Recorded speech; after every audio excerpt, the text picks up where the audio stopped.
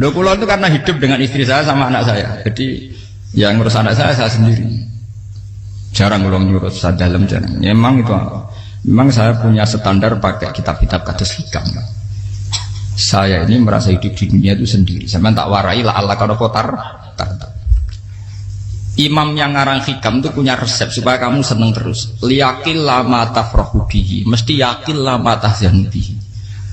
Usahakan sedikit sekali apa yang bikin kamu seneng, maka akan sedikit sekali yang bikin kamu susah. Jadi misalnya kula nih, jadi kiai misalnya cari wong ya kula kiai wong alim, jelas nak ngalime ngalim, nak kiai rapati ya, nak ngalimnya jelas. Tapi nak kiai rapati, namun kan kiai tapi ra ngalim. Nak kula nak darah wong alim malah muni ya jelas. Nak kiai rapati ya, kula rapati nurut tapi aturan masyarakat rapati napa. Nah sampean kiai tapi ora napa ngalim. Ya beda. Enggak, ini memang bedanya jauh. Ya mungkin lebih kiai sampean gimana? Cara derdek-derdek donga meyakinkan sampean. Tapi cara artine donga piye paham kula. Lha boten iki nyata, sampean rasa tersinggung napa barang-barang napa? Nyata. Nah, kula sering ditakoki kiai-kiai masalah. Resepnya apa jenis? Konjinan rata susah, padahal kita rata wiridan, rata muhaisisip. Resepnya ilmu itu gini kata hikam. Ulama yang kayak hikam itu pernah ngarang kitab tuh saking syukurnya, entah saking angkuhnya, terserah komentari. Kamu harus yakin bahwa di sisa hidup Anda itu tidak akan maksiat lagi. Sehingga kalau kamu ditakdir maksiat, anggap saja akhiru maksiatin kudirat alika. Anggap itu yang terakhir. Siapa yang menganggap mohal bahwa dia tidak akan dosa sampai mati, berarti menganggap Tuhan itu lemah. Karena cara berpikir kita kan bayangkan hidup itu 40 tahun lagi. Misalnya saya sekarang umur 40, bayangkan umur kadang 4 tahun meneh. Sampean misalnya umur selawe, bayangkan selawe tahun meneh. Sehingga menganggap dalam durasi selawe tahun kok orang maksiat kan mohal. Apalagi sampai sudah tahu maksiat itu bakat tempah. Ya maksiat ya kelas-kelasan, nak bikin pacaran. Nak wong iso mau-mau yo nakal, nak sing setengah soleh ya berbau proposal ya sesuai kontaknya dhewe-dhewe. Itu kan urusan masing-masing. Ya itu kan urusan masing. Moe wakisabu ala wong ngono ora ono sing romo wakisabu. Ala. Rombongan wali songo, mbok kangen wali songo, mbok golek selisih wawahu napa? Alam. Sing roh pangeran tiap. Mbok kangen wali, mbok golek selisih margin. Niku pokoke wawahu napa? Ya itu kan urusan jenengan mbek pangeran, mboten urusan kula. Tapi tetap saya sebagai ulama mengingatkan, niat itu ditoto. Begini, ulama dulu tuh ngitung hidup itu hanya 2 menit 2 detik. Sehingga dia ya gampang saja. Kayak imam, kayak kanjeng Nabi itu, ya Rasulullah kenapa tidak menyediakan makan untuk besok? Loh, saya itu tidak yakin kalau hidup saya sampai besok. Ya sudah begitu cara, ya sudah tenang saja. Kalau sampean kan bayangkan hidup 4 tahun lagi, 5 tahun lagi, sehingga arah mangan ya wedi tenan. Padahal bolak-balik zaman cilik arah mangan tetap wedi. Jadi cara berpikir Nabi itu begitu. Begitu juga cara pikir sahabat, cara pikir ulama-ulama yang waras itu begitu. Loh, saya itu pernah melarat di Jogja, zaman pertama merantau. Itu kalau nanti saya bilang, Gus kok tidak punya beras, tapi apa yakin nak sesuk urip palu. Kowe butuh mangan sesuk, anak sesuk ijek napa? Cara berpikir ulama itu begitu. Sehingga melihat maksiat juga gitu. Alhamdulillah aku ijek urip 1 detik, 2 detik, 2 menit. Sehingga hidup. Dan itu sudah cukup untuk lafadzkan la ilaha illallah. Makanya kata yang ngarang hikam, betapa murahnya Allah. Surga itu hanya bisa dibeli dengan 2 menit. Karena surga itu senilai la ilaha illallah. Miftahul jannah la ilaha illallah. Itu cukup 1 menit. Berarti surga itu regane mau 1 menit. Dan karena dia nganggap hidup itu 1 menit ke depan, la ilaha illallah, ya sudah. Dia ngitungnya hidup itu per menit. Kalau sampean kan enggak, per 10 tahun, per 20 tahun. Sehingga kriminal betul, cara pandang sampean itu kriminal betul. Sehingga bang, kudu di duwe, kudu di bojo, nak kiai kudu di pengaruh. Lah kalau saya enggak, saya meskipun enggak sehebat itu, tapi mewarisi keilmuan mereka. Jadi misalnya saya jadi ulama, itu bayang di santri musitok. Islam pokoknya ke Ahmadiyah ya gitu saja. Ya pokoknya ya sudah gitu. Orang bayangno santri sing pampinan takwa khusyuk salam tempel demen gelo, demen apa? Lo tanyakan santri-santri saya itu mungkin belum pernah nyuruh istri saya bikin kopi. Bisa dihitung. Karena saya itu sederhana saja. Misalnya saya pergi dari Jogja ini yang nyata salam. Bayangno bojo wis maca gawekno kopi, bukakno lawang malah kecewa. Seperti umumnya orang kan gitu. Semerantau ada bang bojoku nyuambut, digawekno kopi, digodhogno banyu hangat teman, bareng teko bojone wangep kukur-kukur. Karena tarifnya dia ideal, maka mudah kecewa kalau itu tidak terjadi. Nak kula mboten, sebayangno kaya Jogja, ibu bojoku cek uta Islam, nak salat 5 bulan ya sudah gitu. Pakai standar-standar yang minimalis. Saya dari rumah bangun sampai ngaji ya, pokoknya melek, terus ya sudah nak sholat demadem nopo, mulanya sudah gitu sih. Andai kan saya pakai standar maksimal, maka akan mudah kecewa. Rasulullah juga begitu. Rasulullah itu ngadepi Sayyidah Aisyah, itu ya begitu, ngadepi Hasan Husain. Sehingga tidak ada cerita Nabi mudah kecewa, betul. Karena Nabi bayangkan anak istrinya itu ya minimalis sekali, urusan dunia loh maksudnya minimalis sekali. Misalnya Nabi pagi-pagi tanya, ya Aisyah apa ada sarapan? Ndak ya Rasulullah, ya idzan asumu kan itu saya puasa. Kalau sampean usul-usul lah digekno kopi wong wedok opo? Itu kan repot. Muni-muni itibak sunnah Rasul tapi ndak pernah sampean mendekati sunnah napa? Rasul. Sehingga ya tenang saja Nabi. Saya tuh alhamdulillah bisa niru dalam gitu-gitu tuh bisa. Makanya ini kiai muda paling enjoy. Banyak kiai-kiai yang sepuh itu kalau urusan gitu konsultasi sama saya. Gus saya apa kain. Ini kula era karep apa. Juga saya tidak pernah bayangkan apa tanggaku seneng aku atau orang ngaji aku kecewa itu tidak pernah bayangkan. Sampai itu kan makhluk, tidak penting. Kecewa tidak kecewa itu tidak penting. Saya itu orang alim, ngerti ini warido kamat lubi, ora waridokum. Yang tak gulai ridane pengiran, ridane sing ngaji, ridane konsumen. Itu apa makhluk tidak penting. Itu harus dilatih. Harus apa? Sehingga orang itu kalau biasa sholat, maksudnya biasa takluk be Allah, mesti la Allah katardo, mesti gampang puas.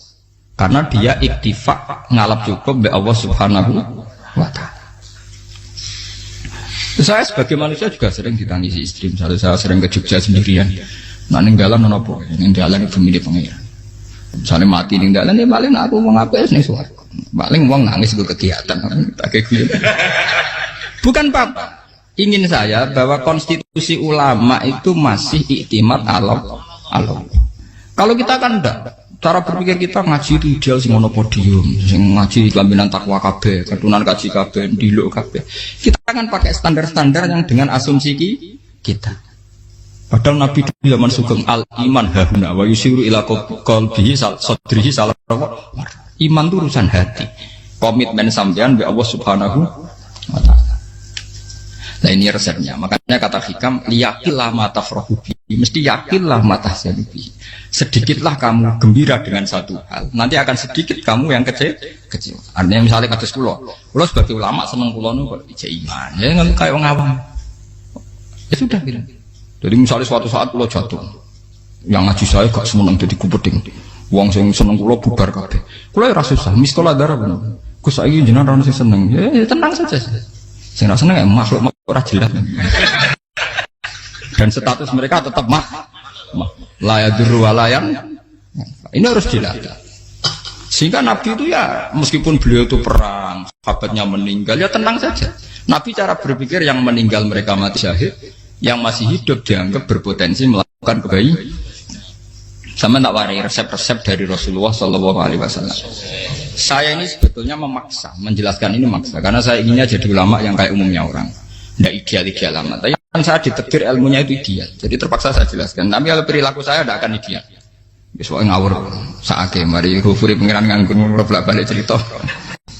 Ada seorang wali, karena dia wali itu doa di multazam, ya Allah saya ini minta satu hal. Karena dia wali maka tidak minta uang, tidak minta jabatan, minta engkau takdir saya tidak pernah maksiat. Itu kan bagus sekali, minta doa ditakdir gak maksiat kan ada. Dari pengiran malah Syafi'i. Fa'ena ada ghufran. Karena tahu maksiat malah sifat ghafurku tak ada kok endi. Gamane pengiran ini sifat ghafurku rak nganggur. Malah tidak ada orang selain Nabi kecuali ditakdir tahu maksiat dan sifat ghafuri pengiran efektif. Paham apa? Lara sampean kan ghafure kok nggo kabeh. Dadi karek sadidul ikop. Karena maksiate sampean sering. Jadi sifat ghafure wis berlaku aktif. Saya karek nunggu sifat sadidul ikop. Paham ya? Itu beda dengan wali-wali. Sifat sadidul ikop mau aktif mereka tidak punya dosa. Malah pangeran bingung gak kok sifat ghafure. Apa Apa tak dakoki ghafur ora tau dosa. Didakoki sadidil kok gak tau maksiat. Jadi pangeran malah sing bingung. Nak kowe ora tau maksiat ghafur kok tak dakoki. Kok ora tau maksiat, wong iku ora tau apa? Didakoki sadidil kok gak mungkin atau maksiat. Lah pangeran apa dakok ghafur kan syaratnya dosa sik. Sampeyan kan walian.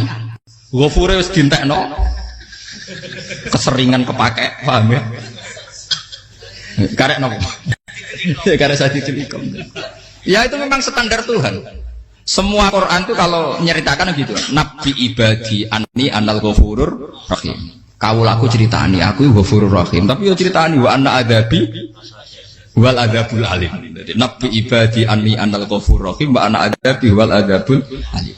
Kalau Nabi Ibrahim, Nabi Muhammad inna rabbaka lasari'ul iqab. Pangeran cepat nyiksane. Tapi wa innahu laghafurur.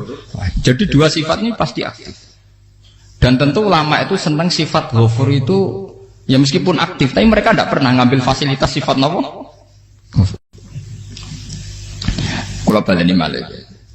Sehingga kayak Sayyidina Umar radhiyallahu anhu ketika beliau pertama jadi khalifah, ini cerita di kitab Hayati Sahabat. Pertama dia jadi khalifah, orang mengira dia akan ngomong hal-hal yang besar, visi besar tentang negara, visi besar tentang izzatil Islam wal muslim. Tapi ketika Umar pertama pidato begini, ayuhal muslimun ayuhan nas, ana, dari kata Sayyidina Umar, ana hulamun min bani Makhzum, akulu min kholati. Saya ini pemuda dari Bani Makhzum. Kecil saya bisa makan karena bulik-bulik saya punya kebun kurma yang kalau saya memanen diopahi beberapa biji dan itu menjadi kuti wahayati, menjadi saya bisa hidup. Terus wassalamualaikum warahmatullahi wabarakatuh. Orang itu penasaran semua. Orang jadi khalifah pertama dibenem jadi Amirul Mukminin, pidatonya ngenang masa kecilnya ra kelar mangan, kelare mangan mergo buruh bulike. Paham ya? Ngondoh kurma terus dikai tamarotin, beberapa kurma sing dadekno iso. Dan itu saya pakai sampai ketemu Allah Subhanahu wa taala saya pakai. Misalnya sekarang saya mulya, misalnya kalau dibilang mulya ya ana sing nyucup, ana sing husnudzon, ana sing hormat ya macam-macam sawangane. Itu bodoh sekali kalau saya menikmati itu, bodoh sekali. Paling banter nikmati dicucup dihormati itu apa? Tapi kalau nikmatnya bisa makan saat itu tuh nyawa.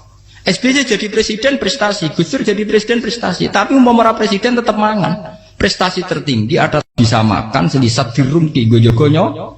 Makanya Umar mengingatkan, sebetulnya nikmat tertinggi saya itu tidak saat saya jadi khalifah, saat itu kok aku iso mangan, cara gak aku mati. Paham ya? Jadi itu luar biasa. Kita ini kan menjadi angkuh karena ngitung nikmat itu yang besar-besar, punya prestasi, punya. Kalau saya enggak ngitung nikmat itu kelar mangan gak mati, kan gampang. Sehingga saya tidak mudah kecewa karena tarifnya minimalis, gak gampang apa? Jadi misalnya kalau kapan-kapan kok berhubung, Gus ini Tuhan rasanya jangan ngeten-ngeten. Oh makhluk itu ya gak apa-apa.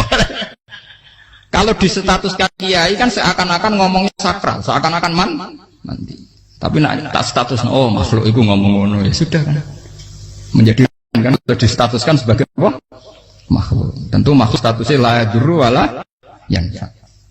Di sini ini penting. Orang-orang ahli tauhid tentu tidak punya kesusahan. Innalladzina qalu rabbuna wa tsummas taqamu. Itu mesti tidak ada kesusahan sama sekali. Misalnya ulama-ulama dulu mau mati, ya tenang saja. Mati kedua itu mati paling menantang ya, menyenangkan sekali. Karena mati yang seru itu mati zaman Al-Adam. Misalnya saya kelahiran tahun 70. Tahun 40-50 kan belum ada saya. Itu mati yang sejati karena Al-Adam. Kenapa? Al-Adam tidak ada. Mati yang nanti itu mati yang petualangan karena saya mati setelah menyaksikan kekuasaan Allah, setelah husnudzon sama Allah, sehingga mati yang menuruti kerinduan akan ketemu sang kekasih. Makanya Jalaluddin Ar-Rumi ketika mau meninggal dan orang-orang muridnya nangis, dia marah-marah. Hei murid-muridku, betapa bodohnya engkau. Saat kayak ini yang saya tunggu, saya sudah menyesal berusaha sampai Allah dat tak senang. Aku kecewa waktu makhluk-makhluk koyo kowe. Saiki wis wayahe aku goleki kholik dat tak senengi malah mbok tangi. Cek bodone kowe. Saat-saat sing tenteni malah mbok tangi. Betapa aku lamanya menunggu kematian ini. Mergo hidup itu keterpisahanku mbek Allah, kemen ketemu kowe. Mulane Jalaluddin Rumilah yang mengistilahkan mati itu malam pengantin. Makanya fal'an awanu sirok minkum wa awan wisol habibi. Ini saat yang indah karena ketemu dengan berpisah dari makhluk-makhluk yang tidak penting menuju sama habibi kekasihku. Jadi yang misalkan mati itu malam pengantin. Semenjak istilah itu populer sehingga di Jawa anak ngipi jadi nganten takwilane mati. Itu filosofi sufi, ya filosofi apa? Lah niku tenan. Begitu juga sahabat-sahabat dulu. Bilal mau meninggal, anaknya udah nangis. Bilal lagu ya. Ditanya sama anaknya, kenapa anak-anak kamu nangis? Dan jenengan badhe kapundhut. Aku malah seneng nang mati. Hudan nalqal akhibah Muhammadan wa hisbah. Aku nak urip ketemune mbek kowe terus. Malah nak mati ketemu Nabi Muhammad. Hudan nalqal akhibah Muhammadan wa hisbah. Nah, dengan cara pandang begitu maka hidup itu enjoy saja. Ya saya sebenarnya keberatan pakai kelas ini, keberatan karena saya harus ngulang sampean-sampean.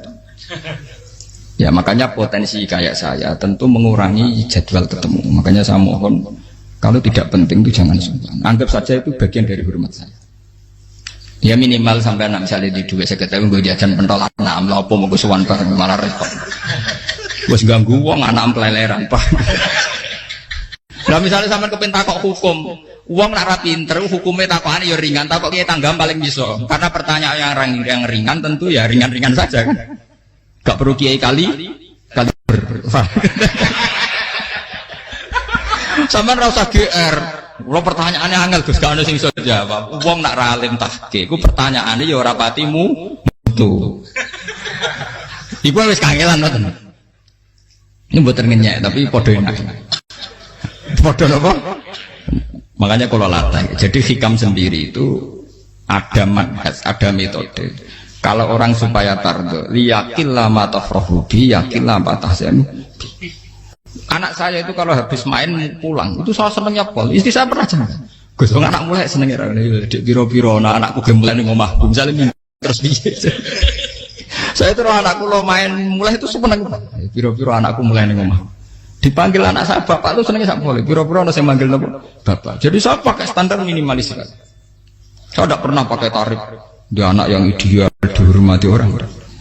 Sampai anakku sujud nih pangeran, ngerti pentingnya mau tasbih. Makanya anak saya tak namakan tasbih semua. Itu ya sudah selesai. Saya tidak pernah bayangkan anak saya jadi kayak besar dihormati jemput. Mari gampang kecil. Ya, sekolah kan Sayyidina Umar. Saya pemuda dari Bani Mahzum. Yang kecilnya bisa makan karena buruh bulikku. Akal tuh tamarot. Wah itu saya baca tuh nangis betul. Betapa hebatnya Sayyidina Umar. Mengingatkan ulang bahwa nikmat tertinggi itu ya makan karena makan kaitannya ya, orang jadi bupati, enggak jadi bupati tetap makan. Jadi kalau ngantin saya tarifnya minimalis sekali. Nah, kalau orang sudah makan gitu, lah Allah kata mudah sekali. Tapi kalau sampai tarifnya ideal, harus di mobil, kudu sanggulnya agak. Masuk gue mobil gak sanggup agak. Barang gue sanggup agak, kudu gue penderek. Masuk kiri lu juga kok tanpa penderek. Penderek maju. Masuk orang kena dikeloli, jadi malah repot. Akhirnya gue mau ngayu, harus selingkuh dari sing itu perkara meneh. Mau hormat nuruti tahapan-tahapan duniawi makanya resep kalau ingin itu kon sholat. Maksudnya sholat itu dihayati secara tauhid ya, dihayati secara tauhid. Misalnya innal sholati wa nusuki wa mahyaya wa mamati lillahi rabbil alamin. Itu akan pasti Allah kata pasti mudah melihat alam ini ridho. Ini satu sekelumit di resep orang ulama yang saya meniru beberapa di kitab Hayati Sahabat, di kitab Hikam, dan meniru terutama semuanya sanad dari Rasulullah Shallallahu Alaihi Wasallam. Makanya suatu saat Nabi itu kagum. Abdullah bin Mas'ud itu jalan dan dikawal oleh beberapa malaikat. Terus Nabi itu heran. Ya kenapa itu selalu mengawal kamu? Kata Abdullah bin Mas'ud, ya Rasulullah, inilah akhtu khutwatan illa wa azunnu alla akhtu wa ukhra wa ma aqaltu luqmatan illa wa azunnu alla alqamu ukhra. Saya itu tidak pernah melangkah kecuali saya tidak pernah yakin apa betul saya bisa melangkah lagi. Jadi perlangkahnya itu dia iktimat Allah. Dan saya tidak pernah mengunyah satu kunyahan kecuali saya tidak yakin apa betul saya bisa mengunyah lagi. Setiap kunyahnya tetap semuanya ada bismillah, semua itu atas nama pertolongan atas kata Rasulullah. Orang kakak andikan saya ada nabi terakhir itu jadi nabi. Jadi kemana? Makanya dulu Nabi itu sering ngendikan, adekan orang-orang kayak gitu itu ada nubuah, tentu mereka punya derajat apa? Nubuah. Jadi tidak jadi Nabi tapi punya derajat apa? Nubuah. Lah orang yang cara berpikir gitu tentu tidak khawatir apa yang hilang dari dirinya, karena dia berkontrak dengan Tuhan hanya per menit per detik. Kamu punya resep al-mu'min yusiru sana Allah ayakuna li nafsi zakiron. Seorang mukmin yang sejati tentu kontraknya dengan Allah Subhanahu wa taala, dan dia tidak pernah ingat dirinya sendiri. Kayak sampai pas umat tapiil, Allahu Akbar, Allah Maha Besar, subhanak. Selalu ana wong ngrasani termasuk lali utange barang itu. Tapi yang jelas kan menjadi enjoy dengan dirinya sendiri. Paham ya? Menjadi enjoy dengan dirinya. Karena dia tidak sering punya kontrak dengan makhluk. Nah ini maksudnya Allah kamu. Janganlah Allah kata kamu pandang. Apa nak sholat terus kabul kajar. Apa nak sholat terus untuk duit ya bar. Karena cara pikir iso aja nak duit ya. Duit ya.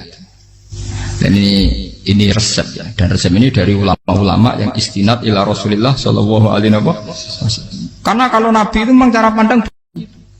Aisyah itu pernah ditanya, ya Aisyah, saya ini ingin makan, apa yang dari sahabat ini masih? Wah ya Rasulullah sudah habis karena tak kasihkan tetangga. Itu Nabi tidak marah-marah, malah bilang, kamu benar Aisyah. Biru yang kamu kasihkan tuh yang masih. Kena daging dipangan dewe kadang nuruti nafsu, nak dikekno wong sudah kau nuruti perintah pengen.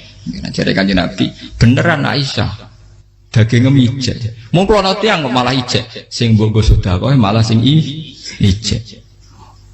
Cara berpikir Nabi itu begitu. Tapi tahu-tahu disederhanakan sunnah Nabi ya serbanan.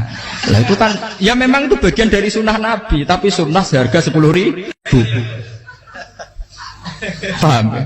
Ya monggo mawon sampean sunnah Nabi serbanan gitu, tapi itu sunnah yang bisa dibeli dengan murah. Hakikatnya sunnah Nabi itu rata-rata bentuknya perilaku, napa?